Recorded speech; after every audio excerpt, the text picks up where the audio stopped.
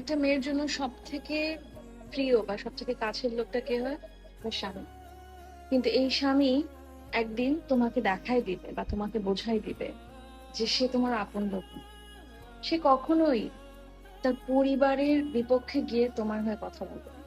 হয়তো বা একবার বলবে, দুইবার বলবে, কিন্তু বারবার বলবে না।